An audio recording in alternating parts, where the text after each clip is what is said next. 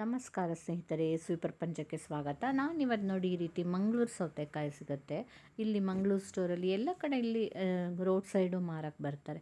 ಆ ಥರ ಮಂಗಳೂರು ಸೌತೆಕಾಯಿ ಹುಳಿ ಮಾಡೋದು ಹೇಳ್ಕೊಡ್ತೀನಿ ನೋಡಿ. ಈ ರೀತಿ ಕಟ್ ಮಾಡಿ ಇಟ್ಕೊಂಡು ಬಿಡಬೇಕು. ಫಸ್ಟು ತೊಳೆದು ಕಟ್ ಮಾಡಿ, ಈ ಕಡೆ ಬೇಳೆ ಒಂದು ಅರ್ಧ ಕಪ್ ಬೇಳೆಗೆ ಒಂದೂವರೆ ಕಪ್ ನೀರು ಹಾಕಿಬಿಟ್ಟು ಅರಿಶಿನ ಎಣ್ಣೆ ಎಲ್ಲ ಹಾಕಿ ಅದನ್ನು ಒಂದು 2-3 ಸರಿ ಕೂಗಿಸಿ ಇಟ್ಕೊಳ್ಳಿ. ಈ ಕಡೆ ಮಸಾಲೆ ನೋಡಿ, ಒಂದು ದೊಡ್ಡ ಈ ಟೇಬಲ್ ಸ್ಪೂನಲ್ಲಿ ಧನಿಯಾ, ಒಂದು ಸ್ವಲ್ಪ ಜೀರಿಗೆ, ಮೆಂತೆ, ಉದ್ದಿನಬೇಳೆ ಮೆಜರ್ಮೆಂಟ್ ನಾನು ಅಲ್ಲಿ ಬರೆದಿದ್ದೀನಿ. ಅದನ್ನೆಲ್ಲ ಅದೇ ರೀತಿ ಹಾಕ್ಕೊಂಡು ನೀಟಾಗಿ ಸಣ್ಣ ಉರಿಯಲ್ಲಿ ಹುರ್ಕೊಳ್ಬೇಕು. ಫಸ್ಟು ಎಣ್ಣೆ ಏನು ಹಾಕೋದು ಬೇಡ. ಹಾಗೆ ಈ ರೀತಿ ಮಾಡಿ ಮಸಾಲೆನ ಹುರಿದಿಟ್ಕೊಳ್ಳಿ. ಹುಳಿ ಪುಡಿ ಒಟ್ಟು ಟೋಟಲಿ ತುಂಬ ಮಾಡಿಟ್ಕೊಂಡ್ರು ಓಕೆ, ಇಲ್ಲ ಅಂದರೆ ಅವತ್ತೇ ಈ ರೀತಿ ಹುರಿದು ಮಾಡ್ಕೊಳ್ಬೋದು. ಆಮೇಲೆ 1 ಸ್ಪೂನ್ ಆಯಿಲ್ ಹಾಕ್ಕೊಂಡ್ಬಿಟ್ಟು ಒಣಮೆಣ್ಸಿನ್ಕಾಯಿನ ಈ ಥರ ರೋಸ್ಟ್ ಮಾಡಿಕೊಡಿ. ಅದಕ್ಕಾದರೆ ಡ್ರೈ ರೋಸ್ಟ್ ಬೇರೆ ಮಸಾಲೆಗೆ. ಇದು ಮಾಡುವಾಗ ಚಿಲ್ಲಿ ಹಾಕುವಾಗ ಸ್ವಲ್ಪ ಎಣ್ಣೆ ಹಾಕ್ಕೋಬೇಕು. ಈ ಕಡೆ ನೋಡಿ, ಒಂದು ಪಾತ್ರೆಯಲ್ಲಿ ಹುಣಸೆಹಣ್ಣು, ಒಂದು ಸಣ್ಣ ಗಾತ್ರದ ಹುಣಸೆಹಣ್ಣು, ನಲ್ಲಿಕಾಯಿ ಗಾತ್ರದ್ದು ಅಥವಾ ಲಿಂಬೆಹಣ್ಣು, ಸಣ್ಣ ಲಿಂಬೆಹಣ್ಣು ಗಾತ್ರದ್ದು ಹುಣಸೆಹಣ್ಣನ್ನು ಕುದಿಯೋಕ್ಕಿಡಿ. ಈ ಕಡೆ ನೋಡಿ, ನಾನು ತೊಗೊಂಡಿರೋ ಮಸಾಲೆ ಮತ್ತು ಕಾಯಿ 2 ಹಾಕಿಬಿಟ್ಟು 1 ಕಪ್ ಆಗಷ್ಟು ಕಾಯಿ ಬೇಕಾಗುತ್ತೆ.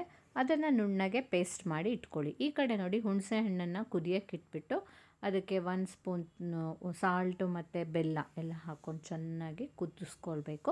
ಹಸಿ ವಾಸನೆ ಹೋಗೋವರೆಗೆ ಕುದಿಸ್ಬೇಕು. ಆಮೇಲೆ ಅಷ್ಟೊತ್ತಿಗೆ ನಾವಿಲ್ಲಿ ಮಸಾಲೆ ರುಬ್ಕೊಂಡಿರ್ತೀವಲ್ಲ ಕಾಯಿ ಜೊತೆ, ಅದನ್ನು ಹಾಕಿಬಿಟ್ಟು ಈ ರೀತಿ ಕುದಿಲಿಕ್ಕೆ ಬಿಡಬೇಕು. ಅದು ಒಂದು 5-6 ನಿಮಿಷ ಚೆನ್ನಾಗಿ ಕುದಿಲಿ. ಅದಾದಮೇಲೆ ನಾವು ಬೇಳೆ ಮತ್ತು ಹೋಳನ್ನೆಲ್ಲ ಬೇಯಿಸಿಟ್ಕೊಂಡಿದ್ದೀವಲ್ವ ಒಂದು ಕುಕ್ಕರಲ್ಲಿ, ಅದನ್ನು ತೆಗೆದುಬಿಟ್ಟು ಮೇಲಿಂದ ಇದನ್ನು ಹಾಕ್ಕೊಡಿ ಹೀಗೆ. ಆಮೇಲೆ ಅದನ್ನು ಒಂದು 5 ನಿಮಿಷ ಚೆನ್ನಾಗಿ ಮಿಕ್ಸ್ ಆಗೋ ಥರ ಕುದಿಸ್ಬಿಟ್ಟು ಮೇಲಿಂದ ಒಂದು ಚೆನ್ನಾಗಿ ಒಗ್ಗರಣೆ ಮಾಡಿಬಿಟ್ರೆ ಮಂಗಳೂರು ಸೌತೆಕಾಯಿದು ಸಾಂಬಾರು ರೆಡಿ ಆಗುತ್ತೆ ನೋಡಿ. ತುಪ್ಪ ಹಾಕಿಬಿಟ್ಟು ಸಾಸಿವೆ, ಇಂಗು ಮತ್ತು ಕರಿಬೇವು ಇಷ್ಟನ್ನು ಹಾಕಿಬಿಟ್ಟು ಒಂದು ಒಗ್ಗರಣೆ ಕೊಟ್ಬಿಟ್ರೆ ತುಂಬ ಘಮ್ ಅನ್ನೋಂಥ ಮಂಗಳೂರು ಸೌತೆಕಾಯಿ ರಸಮ್ ರೆಡಿ ಇದೆ. ನೀವು ಸಹ ಖಂಡಿತ ಇಷ್ಟ ಆದರೆ ಇದೇ ಥರ ಮೆಜರ್ಮೆಂಟಲ್ಲಿ ಮಾಡಿ ನೋಡಿ ಒಂದು ಸರಿ. ತುಂಬಾ ಚೆನ್ನಾಗಾಗುತ್ತೆ ಇದು. ಊಟದ ಜೊತೆ ಆಗಲಿ, ಬೇರೆ ಏನಾದರೂ ಚಪಾತಿ ಜೊತೆನೂ ಹಾಕ್ಕೊಳ್ಬೋದು. ನೀವು ಸಹ ಖಂಡಿತ ಟ್ರೈ ಮಾಡಿ.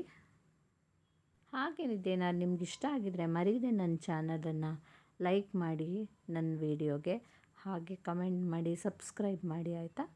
Thank you.